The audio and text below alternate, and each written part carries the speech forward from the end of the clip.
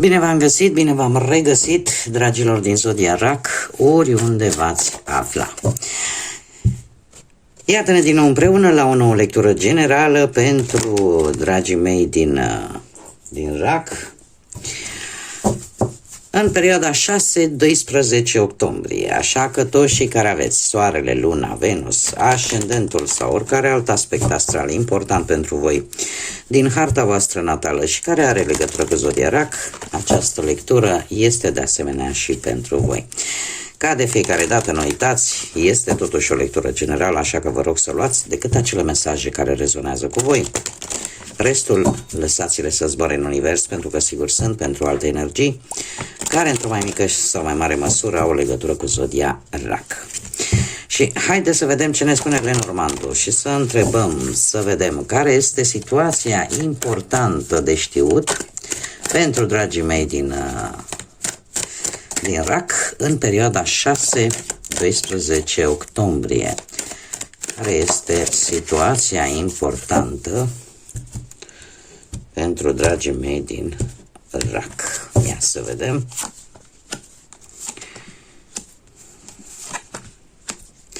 Dragilor, știți cum e, că orice sfârșit este un nou început. Este vorba probabil de un capitol, o situație care a ajuns la sfârșitul său firesc, poate, natural. Eu aș zice că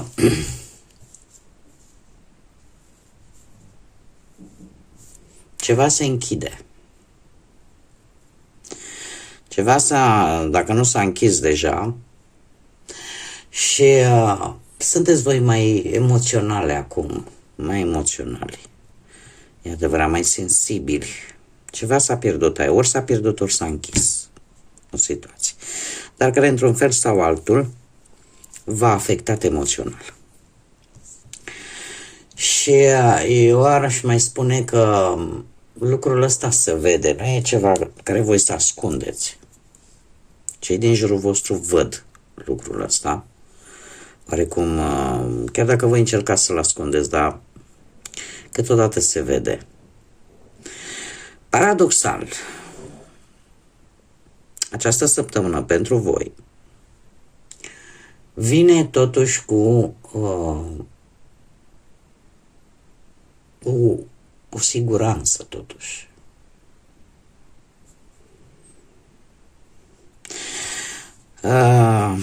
Ceea ce s-a pierdut, ceea ce s-a finalizat, va duce, nu știu dacă voluntar sau involuntar, totuși, la o anumită stabilitate, la o anumită siguranță sau la ideea că cumva parcă trebuia să se întâmple acest lucru ca tu să ajungi acolo unde îți doreai să fii. Cred că m-am făcut destul de înțeles. E ca atunci când mai vă povestesc eu și vă spun, de multe ori lucrurile aparent negative aduc și părți pozitive, chiar dacă noi nu le percepem în respectivul moment. Haideți să vedem ce ne zice tarotul. Ce vine pentru dragii mei din RAC în perioada 6-12 octombrie, atât pe plan profesional, financiar sau sentimental.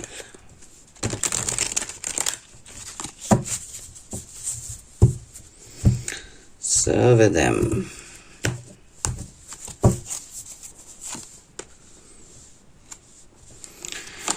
Zodii de pământ, Taur, Fecioară, Capricorn. Dragilor, voi pe partea asta a muncii, pe parte profesională, am atât zodii de pământ, Taur, Fecioară, Capricorn, cât și zodii de foc, Berbec, Leu, Săgetător. Este foarte interesant că mi-apar doi regi cu combinație, eu aș zice, foarte de energie, foarte bună. Și haideți să o luăm așa cu începutul. Voi sunteți foarte siguri pe voi, mai ales cei care aveți și un ascendent într-un semn de pământ, Taur, Fecioară, Capricorn. Sunteți foarte siguri pe voi, foarte ambițioși și e posibil să încheiați într-un mod fericit o anumită problemă legată de muncă sau există o energie care să vă ajute să obțineți un beneficiu sau un nou job pe care îl veți celebra.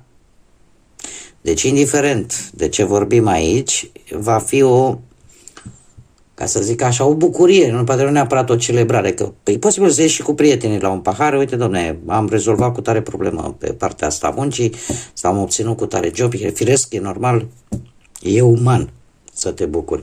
Dar aici, cu acest 3 de cupe, există, într-adevăr, cum să spun eu,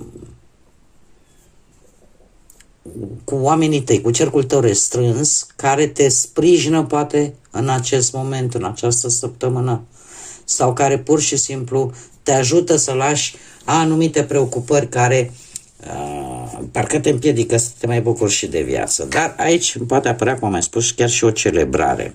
O bucurie, o mică bucurie celebrată cu cercul tău restrâns și care are legătură cu munca. Mai avem de asemenea și acest rege de bâte. Dacă cei care aveți, desigur, zodii de foc, berbec, leu, săgetător, de asemenea, în ascendentul vostru, poate, sau în alte aspecte astrale din harta voastră natală, îmi vorbește de ambiție și de faptul că sunteți în faza în care parcă nimic nu vă mai poate opri și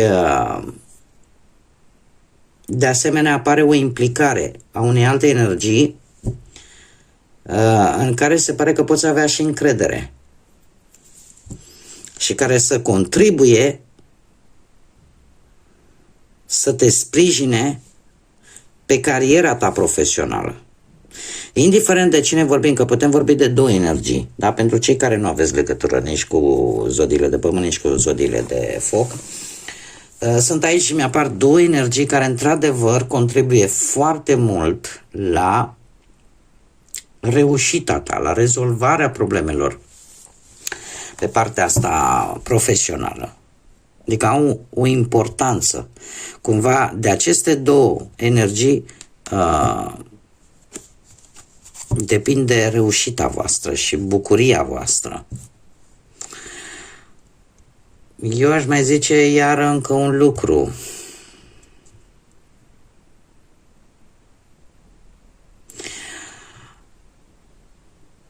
În general, partea asta a muncii, pentru cei care deja sunteți angajați, aveți propria afacere, aveți propriul job de ceva vreme, partea asta a muncii, ambientul, ca să zic așa, profesional, este unul destul de mulțumitor. Și aici, într-adevăr, sunt două energii la locul de muncă benefice pentru tine, cu ochii pe tine. Dar într-un mod pozitiv. Multă aglomerație, dragilor, multă aglomerație, uite, și pe partea banilor.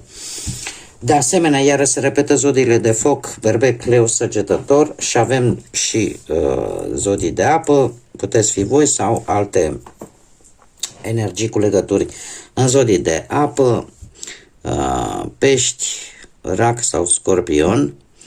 Dragii mei, o veste care o să vă bucure, o veste care îți va da mai multă încredere în tine, este relaționată cu banii, orică veți face o înțelegere, un acord foarte favorabil și în felul ăsta reușiți să vă rezolvați nu știu ce probleme, nu știu ce datorii, nu știu ce plăți, pentru că mie mi-apare un 6 de bâte, deci clar va fi cu reușită.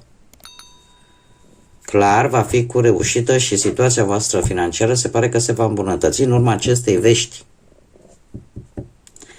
În urma acestei vești și orică vi se acordă vreun împrumut, orică mai să pun ceva bănuți la salariu sau pur și simplu, nu știu, un câștig neașteptat care să te echilibreze sau să-ți rezolve anumite situații legate de bani. Hai să vedem pe partea asta sentimentală, cei care sunteți deja într-o relație. La voi lucrurile, dragilor, sunt unele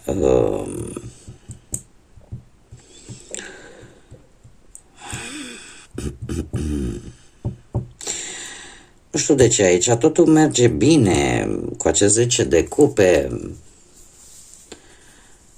Nu știu, ați gândit probabil negativ, poate vis-a-vis de relația voastră, vis-a-vis de... Ați avut voi niște preocupări în ceea ce privește relația voastră, conversații cu familia. Dar e ceva aici cu acest 7 de monede care o să vă pună pe gânduri și o să vă facă așa un pic să vă rupeți de realitate. 7-ul ăsta de monede îmi poate vorbi de... Nu știu dacă cineva îți spune, Doamne, vezi că pierzi timpul, vezi că, uite, indiferent ce-i face, nu prea vezi rezultate în ceea ce privește relația voastră. Și lucrul ăsta, nu știu, apare o anumită teamă, dar nu de a greși în relație. Sau o anumită teamă că parcă unele lucruri merg, altele nu prea. Dar în general apare această teamă de a nu da greș și de a nu-ți pierde timpul. Asta provine cumva din familie. Tind să cred eu și asta te poate băga într-o ruptură de realitate. Mai pot să vă las așa? Da. Și poate cauza un mic haos. Pentru că voi, într-adevăr, aveți niște gânduri negre, aveți voi niște, cum să zic eu, simțiți voi, intuiți voi, sau poate ați văzut anumite gesturi, ați văzut anumite lucruri care nu prea vă convin în relația voastră. Și posibil lucrul ăsta să-l fi spus cuiva din familie, cuiva apropiat. Doar că nu știu dacă această discuție, sau pur și simplu de la voi putere, vă duce cu gândul, domnule, dacă pierd timpul. Dacă ceea ce eu gândesc e adevărat. Și începeți să vă creați această negativitate. Acest cerc negativ în care vă învârtiți gânduri negre, în care la un moment dat, nu știu, veți încerca să reevaluați cumva relația. Dar există ceva care vă blochează. O anumită teamă. Acum trebuie să vă zic că într-un fel sau altul lucrurile se vor ieși la lumină. Pentru că avem turnul și turnul este modalitatea Universului, a lui Dumnezeu, a cui vreți voi, în funcție de ce credință aveți. Dacă mă întrebați pe mine, e modalitatea lui Dumnezeu să-ți dea un șut în fund și să spună, știi, tu n-ai o bază solidă, te-am lăsat să vezi, să-ți dai seama, dar aici ceva nu e în regulă, aici ceva este putred. E acel părinte, da, facem așa o personificare. Chiar dacă vorbim de univers, chiar dacă vorbim de divinitate, e acel părinte care atunci când persiști în greșeală și care îi pasă de tine, vine și zice, gata, și cum poate să o facă? Într-o modalitate foarte bruscă, dureroasă, cu negativitate, logic, pentru că noi o percepem negativ, pentru că este într-adevăr, nu este ceva, cum să zic eu, să te ia ușor. Nu. E no mercy, fără milă. Și atunci avem un turn care te va izbi așa și va scoate la suprafață, cred că tot ceea ce era neclar.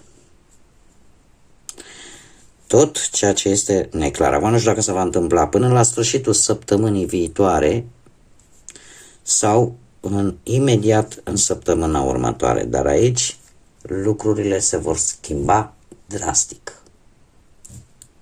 Și pot apărea chiar separări.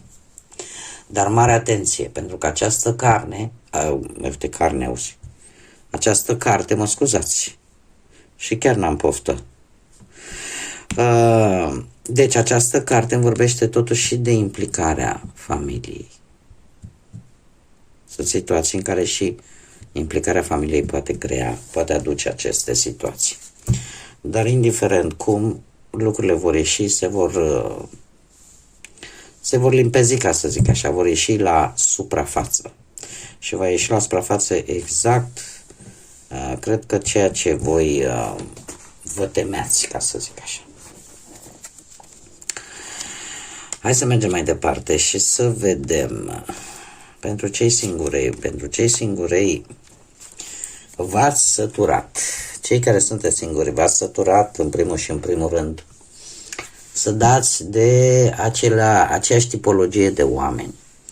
V-ați săturat să, cum să zic eu, faptul că fiecare își urmează propriul interes. Și asta în general, eu nu cred că numai pe partea asta sentimentală. Am într-adevăr un trei de bâte aici care îmi vorbește de o energie pe care voi vă axați cel puțin în această săptămână, mai mult pe muncă, mai mult pe ceea ce tu vrei să obții, poate și dintr-o călătorie sau poate dintr-un studiu. De ce? Pentru că voi nu mai vreți să fiți controlați sau nu mai vreți să fiți în situația în care să fiți controlați. Posibil, nu, și pe plan sentimental. Și atunci vreți să vă depuneți așa un efort mai mare, tocmai pentru a deține voi controlul, chiar și în viața sentimentală.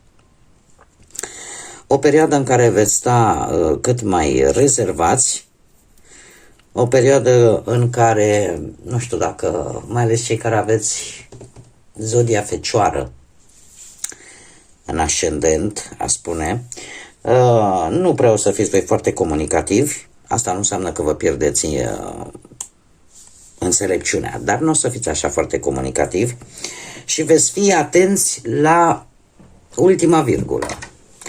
Să fiți atenți la foarte mult, aș zice, la ceea ce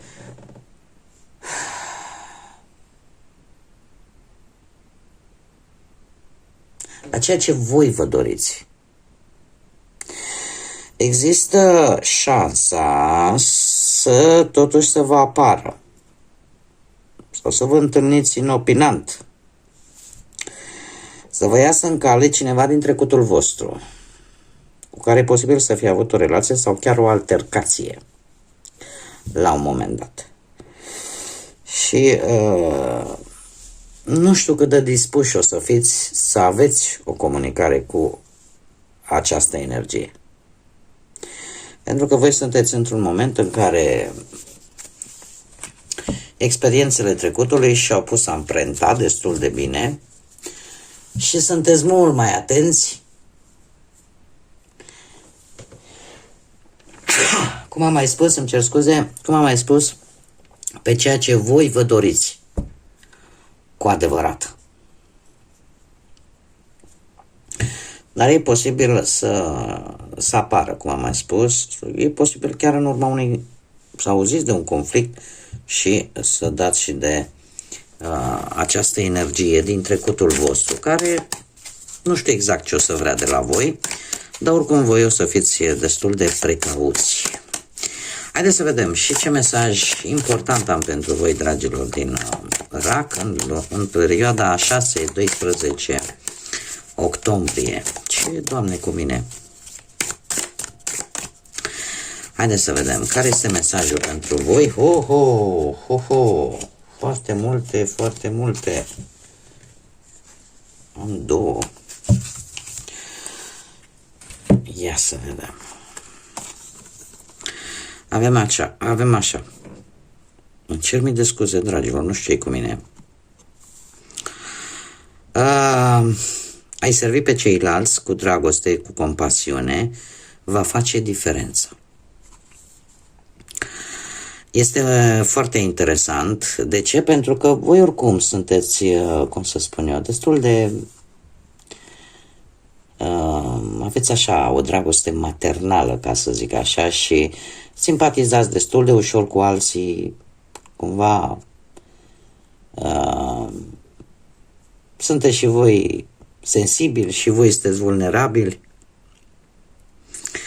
dar faptul că voi, la un moment dat, ați ajutat pe cineva din pură compasiune, poate, din pură empatie, din iubire, poate, va face diferența într-o anumită situație. Unde probabil că ar trebui să mai lucrați în această săptămână la partea de lumină, la altruism, la generozitate și la impactul pe care l-ai atunci când ești altruist, atunci când te gândești la celălalt, ce stare îți dă, și partea de umbră la egoism, la indiferență și la neglijență. Aici trebuie să lucrați, dacă vă regăsiți, în sensul că eu aș zice mai degrabă egoismul chiar și vis-a-vis de voi, indiferența și vis-a-vis de voi, neglijența și vis-a-vis de voi. Și ca să formulez așa o frază cât mai simplă, gândiți-vă și la voi, nu fiți indiferenți cu voi și nu vă neglijați și pe voi. Și mai avem un mesaj care ne vorbește despre vise. Urmează-ți visele și aspirațiile tale, pentru că este ceea ce cauți. Este un îndemn, uite, avem pe partea luminii ambiție, aspirație, împlinire, iar pe partea de umbră îndoială, teamă și deziluzionare. Deci nu încercați să lucrați mai mult la aspectele astea de umbră, în sensul că nu mai lăsați ca teama și îndoiala să vă influențeze foarte tare. Este perfect uman, perfect normal și nu vă mai deziluzionați din orice. Voi, într-adevăr, ca și zodie, sunteți o zodie de apă. O zodie care, eu aș spune că aveți acea vulnerabilitate. Voi tot încercați să nu arătați slăbiciune, dar și voi sunteți vulnerabili. Sunteți foarte vulnerabili tocmai pentru că, în primul și în primul rând, sunteți foarte atașați de cei dragi vouă. Și se întâmplă câteodată ca exact cei dragi să vă deziluzioneze, dar voi nu trebuie să vă lăsați. Nu vă lăsați, pentru că se poate, uite, se poate lucra la ambiție, se poate lucra la ceea ce voi vă doriți cel mai mult să obțineți. Bun, dragii mei, cam atât am avut pentru voi, pentru această săptămână. Eu vă doresc o săptămână, în primul și în primul rând, cred că liniștită, în așa fel încât să puteți vedea cu mai multă claritate ce decizii să luați. Și eu aș mai zice că e momentul, așa cum am zis-o și în lecturile mele din generale pe luna octombrie la zodia voastră, e momentul să puneți limite. Să puneți limite sănătoase, acolo unde este necesar. Bun, dragilor, cam asta a fost lectura pentru voi. Până data viitoare, când ne vom reîntâlni la o nouă lectură, eu vă aștept cu mare interes să vă abonați, pentru cei care n-au făcut-o deja. Asta dacă ați rezonat, dacă v-a plăcut și considerați că mai vreți să vedeți lecturi de acest gen, nu ezitați, abonați-vă, cum de asemenea, înainte de toate trebuie să le mulțumesc tuturor celor care, ca de fiecare dată, sunt alături de acest proiect, prin intermediul like-urilor, comentariilor, distribuirilor, care, apropo, sunt la fel de gratuite, nu costă absolut nimic. Aici e vorba decât de voință și de dorință. Așa că până data viitoare, când ne vom reîntâlni, tot binele din lume, multă energie pozitivă și, desigur, să fiți iubiți, dragilor.